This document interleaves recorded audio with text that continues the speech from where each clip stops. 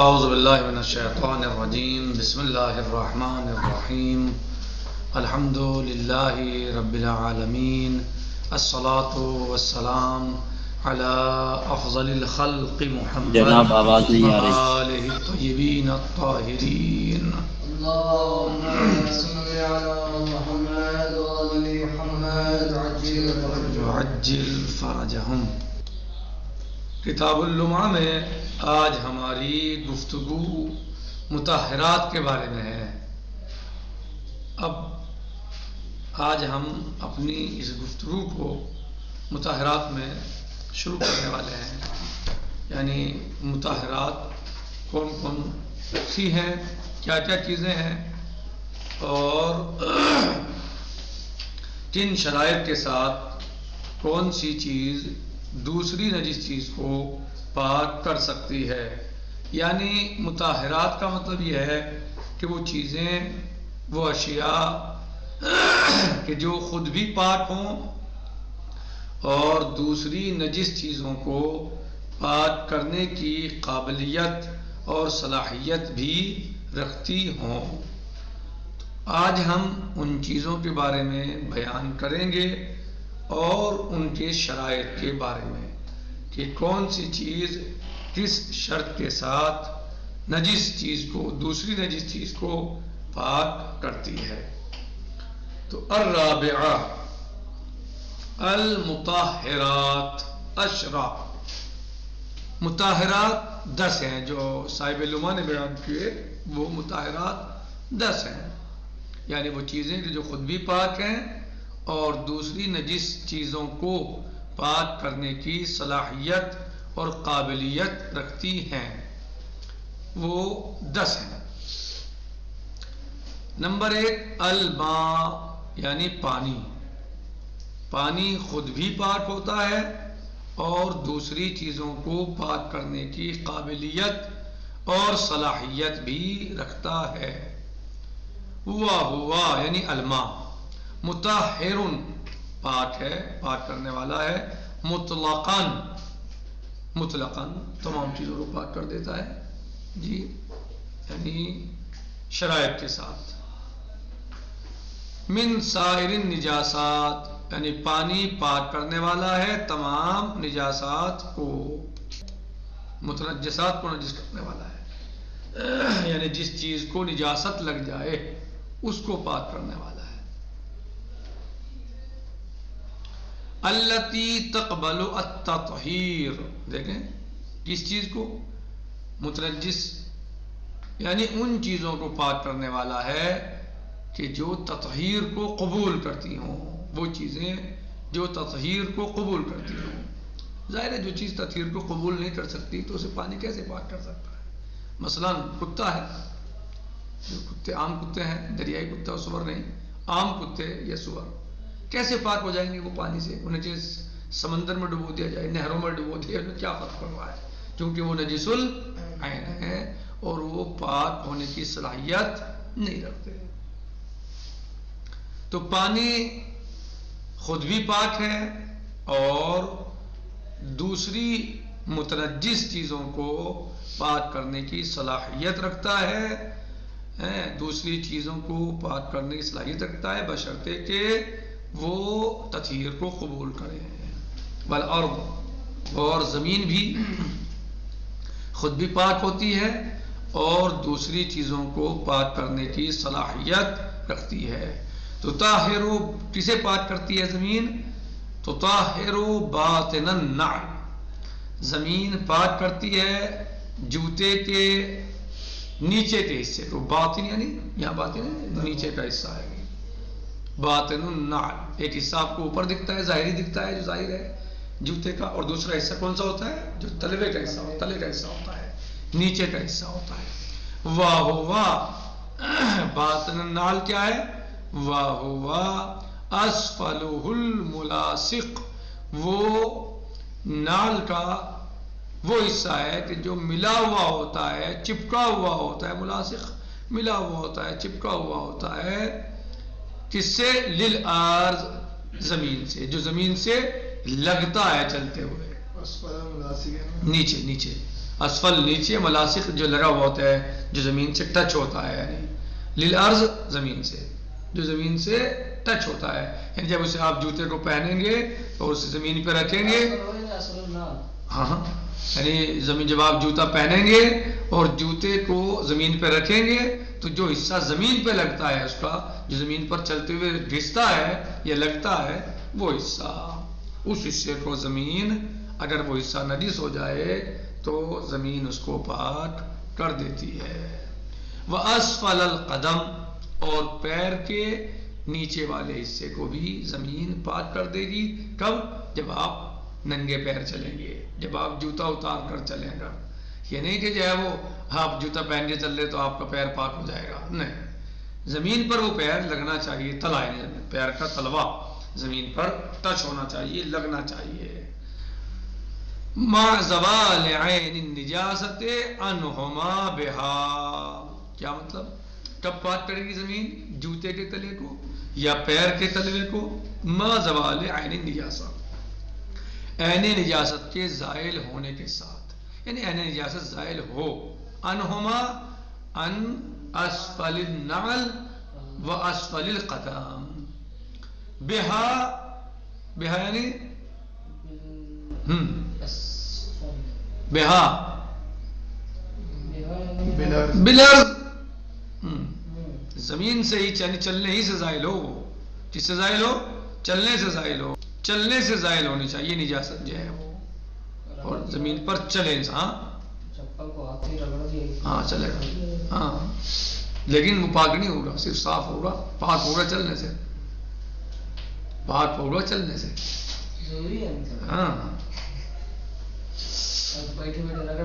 نہ اس سے نہیں، چلنا چاہیے۔ کم از کم جو بعض کتابوں میں بتایا ہے وہ 15 قدم کم از کم کیا ہے، جسے حامد شہکام وغیرہ میں بتایا یا اور دیگر کتابوں میں کچھ میں اور زیادہ بتایا ہے، یعنی کم از کم یعنی 15 قدم ہونے چاہیے۔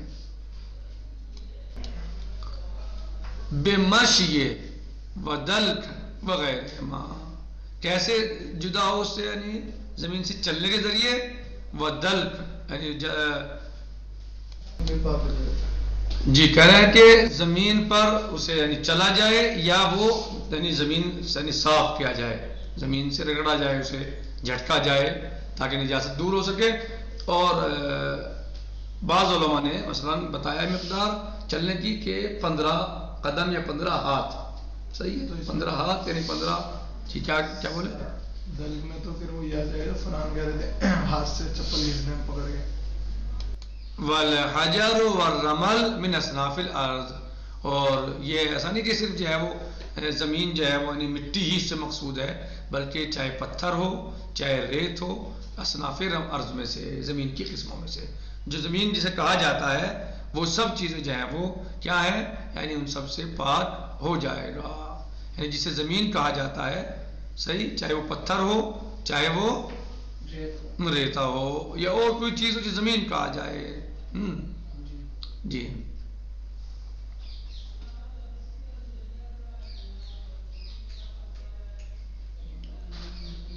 بات یہ ولو لم یکن للنجاست جرم ولا رطوبہ کفا مسمى الامتصاص، کہنے اگر نجاست کے لیے کوئی جرم نہیں ہے، یعنی کوئی اس کا مادہ نہیں ہے، ٹکیا جرم ٹکٹ بولتے ہیں، یعنی اس کا کوئی مادہ نہیں ہے لگا ہوا، کوئی چیز نجاست ہے تو کوئی چیز ہوتی ہے نا نجس، ایک تو ہوتا ہے کہ باقاعدہ جسم مادہ اس چیز کا موجود ہے جو نجس ہے، وہ لگا آپ کے، یہ کیا کہ ظاہراً کوئی مادہ ایسا نظر نہیں آ رہا ہے، نجس ضرور ہے وہ، لیکن کوئی مادہ یعنی جسم نہیں ہے اس کا ایسا خاص، جرم کہتے ہیں کسے؟ ٹکیا وغیرہ کو، بات سمجھ آ رہی ہے؟ جی ٹکیا سوکھ گیا، تو جس میں جرم ہو یعنی مادہ ہو، باقاعدہ دکھائی دے رہا ہو، ٹکیا ہو، اس سے کوئی حجم ہو، حجم ہو۔ اور ایک نجاست ایسی ہے کہ آپ کو منالی کا پانی لگ گیا مثلا جوتے کو نیچے تلوے کو، پیر کے تلے کو، جوتے کے تلوے کو، تو کچھ دیر کے بعد وہ کیا ہوگا؟ خشک ہو جائے گا، کچھ بھی نہیں دکھے گا آپ کو۔ کہہ رہے ہیں کہ ولو لم یکن للنجاست جرم، اگر نجاست کے لیے جرم نہیں ہے، ولا رطوبہ، اور نہیں وہ گیلی ہے، کفا مسمى الامتصاص، تو اس کا مس کر دینا بھی، مس کرنے کا نام آ جائے زمین پر کافی ہے، ولا رطوبہ کفا مسمل امساس، تو یہ کافی ہے کہ اس پر چلنے کا نام صادق آ جائے زمین پر کہ ہاں وہ زمین سے مس ہوا ہے اور زمین پر چلا ہے، تو کافی ہے. ولا فرق فی الارض بین الجافت والرطبہ، کہہ رہے ہیں کہ زمین میں کوئی فرق نہیں ہے پاک کرنے میں، چاہے وہ سوکھی ہو یا گیلی ہو، کوئی فرق نہیں ہے. زمین کے جو زمین پاک کرنے والی ہے اس میں گیلی یا سوکھی ہونے میں کوئی فرق نہیں ہے. ما لم تخرج عن اسم الارض، جب تک کہ وہ زمین کے نام سے خارج نہ ہو جائے، اسے زمین کہنا کیا ہو جائے، ختم نہ ہو جائے. جب تک اسے زمین کہا جائے گا وہ سوکھی ہو گیلی ہو وہ کیا ہے، پاک ہے، وہ پاک کر دے گی. لیکن جب اسے کہا جائے زمین نہیں، اتنی مثلا جو ہے پانی پانی بہ رہا ہے صحیح، تو وہ تھوڑا ہے کہ وہ پاک کرے گی، لیکن اتنی ہو کہ اسے زمین کہا جا سکے کہ ہاں صاحب یہ زمین ہے، اس پر زمین کا نام صادق آئے. وَهَلْ يَشْتَرِطُ طَهَارَتُهَا، اب سوال یہ ہے کہ کیا زمین کے پاک ہونے میں شرط ہے؟ جو زمین ہمارے جوتے کے تلے یا پیر کے تلے کو پاک کر رہی ہے، کیا وہ زمین پاک ہونی چاہیے یا نہیں؟ وجہان، اس میں دو قول ہیں، دو وجہ ہیں. ایک قول کیا ہے کہ ہاں بالکل، میری طرف دیکھیے، ایک قول کیا ہے کہ ہاں پاک ہونا چاہیے. جو چیز خود پاک نہیں وہ دوسروں کو کیسے پاک کر دے گی؟ بات سمجھ آ رہی ہے؟ معقول ہے نہیں ہے؟ جو چیز خود پاک نہیں ہے وہ دوسری نجس چیز کو کیسے پاک کرے گی؟ بھائی تو پاک تو ہونی چاہیے. واضح. دوسری وجہ قول کیا ہے کہ نہیں، نجس بھی ہو تو کوئی مشکل نہیں ہے، نجس بھی ہے اگر زمین تو بھی پاک کر دے گی. وہ کیوں؟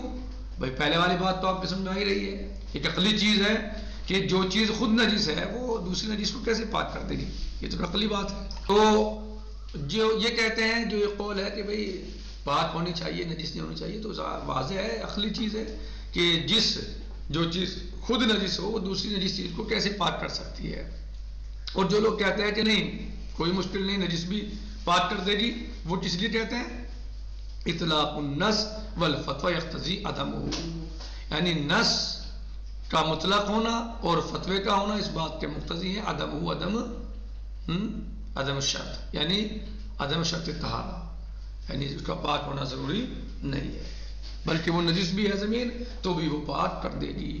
والمراد بالنعل ما یجعل اسفل الرجل للمشی، نال سے مراد کیا ہے کہ جو قرار دے جاتا ہے پیر کے نیچے والا حصہ چلتے ہوئے، جو نیچے کا حصہ ہوتا ہے پیر کا صحیح. اب چاہے اس میں جو ہے مثلا وہ یعنی جو چیز قرار دی جاتی ہے پیر کے نیچے والے حصے میں چلتے ہوئے، چاہے چپل ہو، چاہے جوتا ہو، چاہے جو مختلف قسمیں ہو سکتی ہیں اس کی، وہ بات سمجھ آئی؟ نال سے مراد کیا ہے؟ یعنی وہ چیز کہ جو چلتے ہوئے پیر کے نیچے قرار دی جاتی ہے، وہ کیا ہوتا ہے؟ چپل، جوتا، یہ تو ہوتا ہے، وہی تو پہنتے ہو چلتے ہوئے. وقایتاً وہ الگ ہے، وہ تو ہے ہی پیر کا طلبہ، تو پیر کا طلبہ ہے ہی. وقایتاً من الارض، زمین سے بچنے کے لیے صحیح. کس لیے پہنتے ہو چپل جوتا؟